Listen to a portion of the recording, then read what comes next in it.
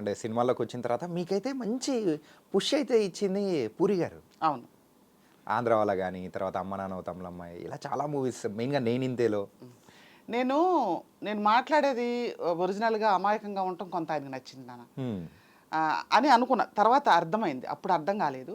వెళ్ళి ఉన్న నగలని తాకట్టు పెట్టేసుకున్నాను నాన్నమ్మ, నేనేం తిని బతకాలి అని అడిగాను ఆయన. ఓకే. హ్మ్. మరి అలా ఎవరైనా ఒక డైరెక్టర్ని అడుగుతారా? అది అలా ఇలా మాట్లాడింది ఏంటి అని అనుకునే టైప్ కాదు. హ్మ్. మనుషులను అర్థం చేసుకోవడంలో మొట్టమొదటి స్థానంలో ఉంటారు ఆయన. పూరి గారు. ఆ. ఓకే. అని తర్వాత నాకు అవకాశాలు ఇచ్చారు. హ్మ్. ఫస్ట్ ఆంధ్ర వాళ్ళలో అంత పెద్ద వేషం అని ఆయన అనుకున్నారో లేదో నాకు తెలియదు. హ్మ్. మా మున్నానేం చేశారా అని గట్టిగా ఒక డైలాగ్ ఉంటుంది. యా. మనం కోర్స్ చేసి వచ్చిన జోష్లో ఉన్నాం కదా, ఆ. పెద్దగా అన్నాను, మా మున్నానేం చేశారా అని. ఫస్ట్ డైలాగ్ అది. ఓకే. అనేటప్పటికి రమాప్రభ గారు నా ముందు వరుసలో కూర్చుంటారు. మేము అందరం ధర్నా చేస్తాం, అవును. ముందు వరుసలో కూర్చుంటారు. ఆవిడ వెనక్కి తిరిగి అంత అరవక్కర్లా, డబ్బింగ్ చెప్పుకోవచ్చు అన్నారు. అది నాజర్ గారు ఉన్నారు, అందరం ధర్నా కూర్చున్నాం. అందరూ అవును, నాజర్ అర్థం. గారు యా. ఉన్నారు. మీరు అరవకపోయినా మిమ్మల్ని జనం గుర్తుపడతారు, ఆవిడ నన్ను గుర్తుపట్టండి అని అరుస్తున్నారు ఓకే. అన్నారు. అలా ఎక్కడికి వెళ్ళినా నా మార్కు నేను ఒకటి వదులుకుని రావటం. ఎక్కడికైనా ఆడిషన్స్కి వెళ్ళినా కూడా నేను సొంతగా సీన్ రాసుకుని నా ఓన్గా, అంటే ఒక 2 నిమిషాల ఆడిషన్లో ఒక 5-6 ఎక్స్ప్రెషన్స్ వచ్చేయాలి అని, వాళ్ళకి ఎదుటి వాళ్ళకి బోర్ కొట్టకూడదు అని నేను ప్లాన్ చేసుకుని రాసుకొని తీసుకుని వెళ్ళి అది చేసి, అంటే నేను బయటకు వచ్చేసిన తర్వాత అబ్బాయి ఈవిడ చాలా అందంగా ఉంది అనుకోవడానికి కానీ, ఈవిడి రామానాయుడు గారు మనవరాలే అనుకోవడానికి కానీ ఏముంది. కరెక్ట్. వచ్చేసిన తర్వాత ఒక మార్క్ వదలాలి. మార్క్ వదలాలంటే పాపం బాగానే చేసింది అనుకోవాలి. యా. అందుకని అంత హోంవర్క్ చేసి ఒక సీన్ రాసుకుని వెళ్ళి చెతక్కొట్టి వచ్చేదండి. ఎక్కడ ఆడిషన్కి వెళ్ళినా వేషం పడతాయి. ఓకే. ఈ ఆంధ్ర వాళ్ళలో ఎన్టీఆర్ గారు ముందు డైలాగ్ చెప్పడానికి భయపడ్డారంటగా? భయపడలేదు నాన్న. ఎన్టీఆర్ కూడా కొత్తే కదా అప్పుడు, భయపడలేదు. కానీ తను కూడా బాగా మాట్లాడేవాడు మాతో. అప్పుడు క్యారవాన్లు అవి లేవు కదా. సారథి స్టూడియోలో గుడిసెల్లాగా వేశారు. ఆ గుడిసెల్లోనే కొంచెం బెటర్ గుడిసె ఆయనకు ఉండేది. అదేంటి, అక్కడే ఉండేవాళ్ళం అందరం, భోజనానికి ఒక దగ్గరే కూర్చునేవాళ్ళం. భయపడలేదు, ఫ్రీగానే ఉండేదాన్ని. అంటే ఇప్పుడు ఒకళ్ళ కాంబినేషన్ పడితే భయపడతానేమో, పెద్ద హీరో కదా అని. అప్పుడు చిన్నపిల్లోళ్ళలాగా. కానీ ఆ సీన్ అయితే నిజంగా కింద పడి నవ్వచ్చు.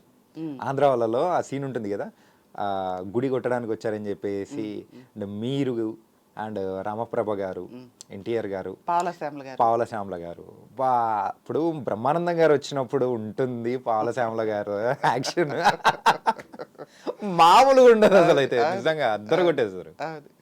యా. అండ్ ఎన్ని రోజులు జరిగిందమ్మా షూటింగ్ మొత్తం? అప్పుడు 21 days చేస్తాం నాన్న. 21 days కూల్గానమ్మ చక్కగా చేసుకుని, వేణుమాధవ్ గారు అండ్ ఉత్తేజ్ ఒక దగ్గర అయితే, ఇది కంటెంట్ సీను అనుకోండి, అందరూ ముదురులే కదా, డైలాగులు చెప్పుకోలేరా అని చెప్పేవాడు ఆయన.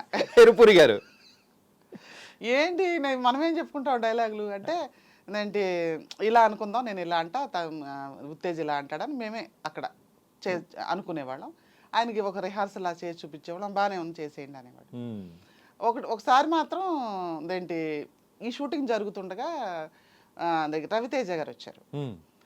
ఎందుకంటే అప్పుడు అనుకుంటున్నారు ఎన్టీఆర్తో సినిమా తీస్తున్నారంటే ఈ కాంబినేషన్ వీళ్ళది కదా రావాలి, గొడవలు వచ్చినాయి వాళ్ళిద్దరి మధ్య అనుకుంటుంటే, అది కాదురా బాబు అని చెప్పడం కోసం ఆయన వచ్చారు రవితేజ గారు. వస్తే జరుగుతుంది షార్ట్ అయిపోయిన తర్వాత రవితేజ అన్నారు, మీరు నిజం చెప్పండి, మీరు తాగుతారు కదా అన్నారు. అదేంటి నాన్న అలా అనేసావు, యాక్టింగ్ చేసాం ఇంకా తాగుతున్నట్టు అంటే, లేదు గొడవ రమాప్రభ తిడుతుంటే మీ గ్లాస్ వరకు మీరు దాచుకున్నారు అన్నాడు. నన్ను ప్యాక్ ఆడేవాళ్ళు, ప్యాక్ ఆడుతున్నప్పుడు పోలీసులు వస్తే 52 ముక్కలే, ఆ సెట్ మళ్ళీ కొనుక్కోవచ్చు, కానీ వాడికి దాని మీద ఇంట్రెస్ట్ ఎక్కువ ఉంటుంది, ఆ ముక్కలు తీసి దాచుకుంటాడు డబ్బుల కంటే. తాగుబోతోళ్ళు గొడవ పడుతున్నప్పుడు ఎవరైనా వస్తే ఈ పెగ్గన్నా మిగులుతుంది తీసి దాచుకుంటారు. అంతే. సైకాలజీ మాకు యాక్టింగ్ క్లాసుల్లో నేర్పారు, నాకు అర్థం అవుతుందిలే. అంత చక్కగా మాట్లాడేవాళ్ళనా. కానీ అది మాత్రం నిజమ్మా. ఇప్పుడు మీరు చెప్తుంటే నాకు అనిపిస్తుంది ఆ సీన్ నాకు కూడా బాగా గుర్తునమాట. దాసే చేస్తారు. ఏం లేదు నాన్న, నువ్వు అక్కడ తాగుబోతూ ఆడా మగ కాదు, కూర్చుంటే నువ్వు దాని ప్రకారమే ఆలోచించాలి. ఓకే.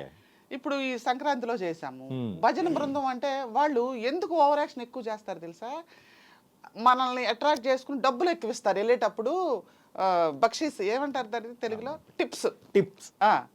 అవి దొరుకుతాయని వీళ్ళు ఎక్కువ ఓవర్ యాక్షన్ చేస్తారు. ఓకే. అంతే. మనం ఆ క్యారెక్టర్ని అర్థం చేసుకున్నాం అనుకో, దానిలాగా చేస్తాం మనం. ఓకే.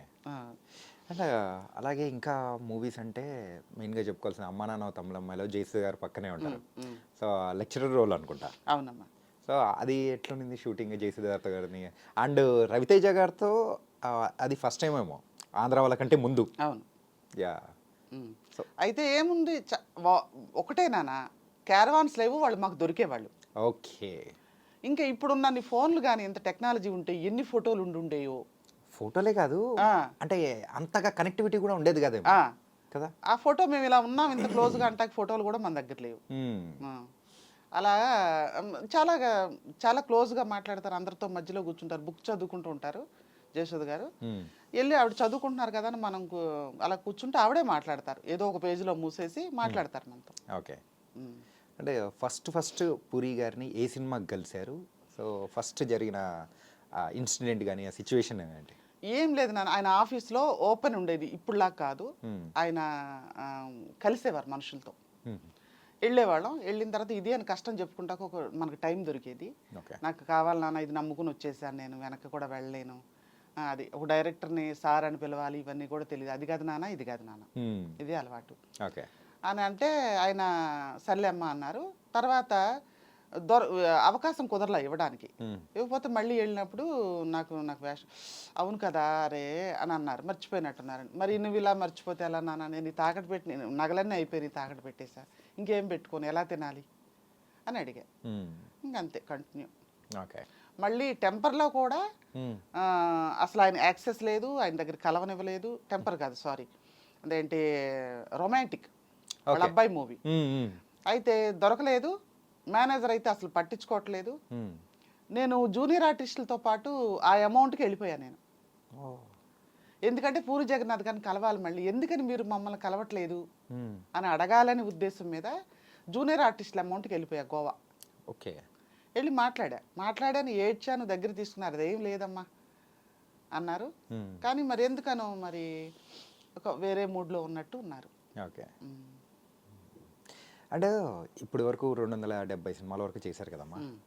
ఇన్ని సినిమాల్లో సో అన్ని లాంగ్వేజ్ చేశారా ఎట్లా? లేదు, ఓన్లీ తెలుగు. అక్కడ యాక్టింగ్ క్లాసెస్ చేస్తున్నప్పుడు మన ఇష్టం చెప్తాం. మనం ఒక్క సెట్లో అమీర్ ఖాన్ గారితో ఇలా నుంచోవాలని ఉంది, నాకు జూనియర్ ఆర్టిస్ట్కైనా పర్వాలేదు, మనకి ఇష్టమైన హీరోలు ఒకళ్ళు ఇద్దరు చెప్తే వాళ్ళకి ఛాన్సెస్ ఇస్తారు.